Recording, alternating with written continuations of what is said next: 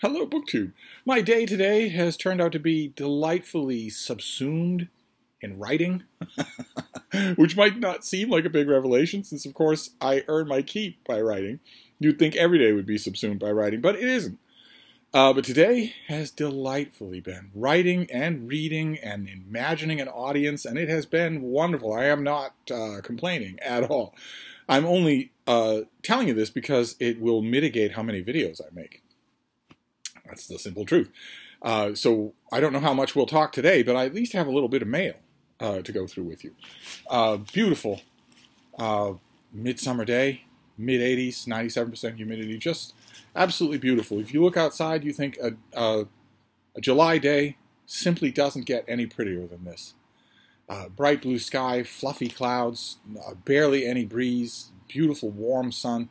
It's only when you remember that it's almost November that suddenly that gets turned on its head. Suddenly it might still be tactilely wonderful, but it's absolutely horrifying to think about. Just absolutely horrifying to think that if this is the weather at the doorstep of November, then what is the weather going to be like in the doorstep of August next year?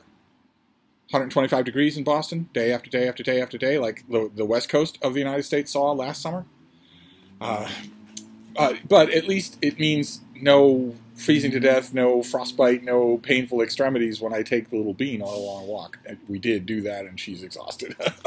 But I've got some mail here to take our woes off the fact that Boston summer is never, in fact, going to end.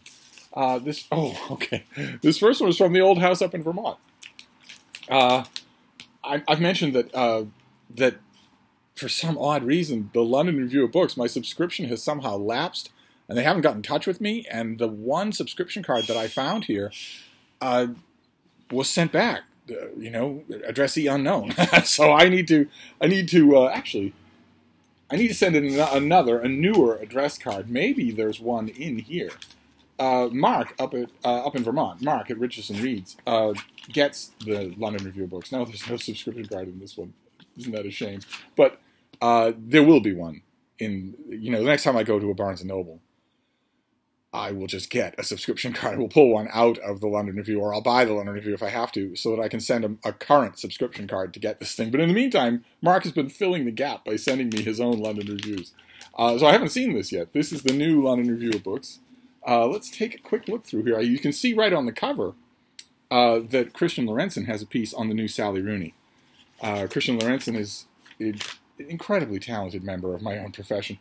But I worry that he is going to feel duty-bound to fall in line and just hyper-praise the Sally Rooney. The reviewer in the TLS gave a full-page fawning review to Sally Rooney and actually invoked great Irish writers as if to put her in their company.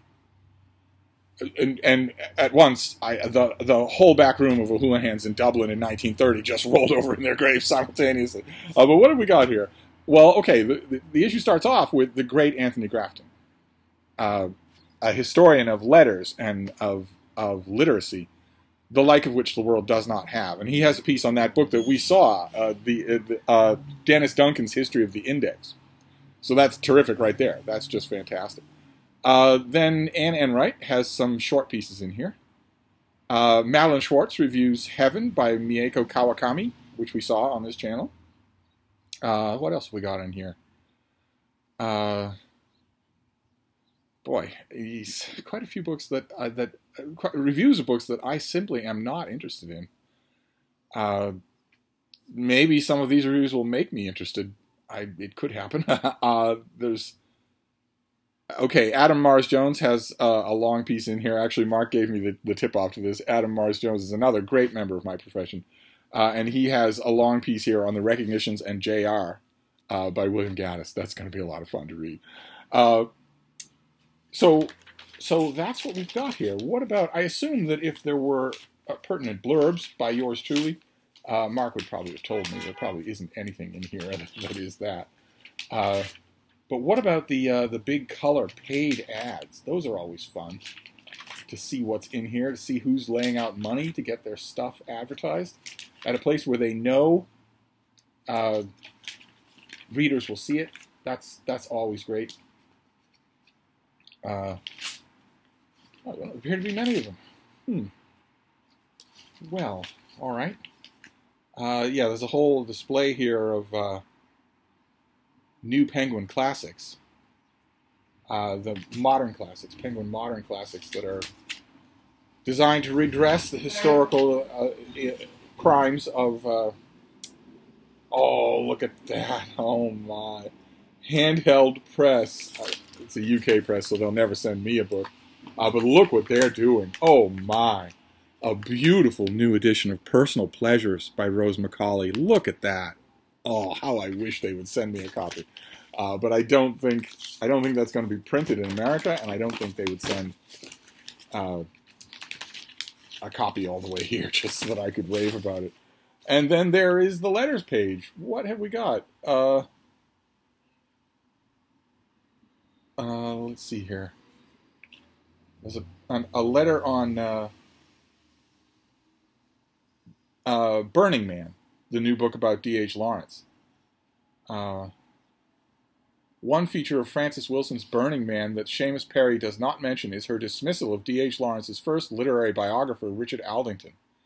For Wilson, Aldington is the so-called friend who met Lawrence on no more than a handful of occasions and never liked him, but who became the self-appointed guide to his life and work, and was incontinent on the subject. She does not remark that it is in the biographer's remit to edit those facts that don't fit, and maybe that is why she ignores the evidence for the close friendship between the two men over a period of 14 years, which included Aldington's support for Lawrence in the aftermath of the suppression of the Rainbow in 1915. Okay, so who are you calling out? One feature of Frances Wilson's Burning Man that the reviewer does not mention is her dismissal of the Aldington biography. Okay, so it's Frances Wilson who's being called out, and who now has a chance to set the record straight in the following London Review of Books. There doesn't appear to be a response in this issue. I can only hope that means that she won't respond at all, but that never happens. That never happens. Well, great. This is going to be fantastic. Not only for the Christian Lorenzen, but also Adam Jones. That's just terrific. Do I dare to sample whether or not he likes the book? He will certainly love the book. He will certainly do that. I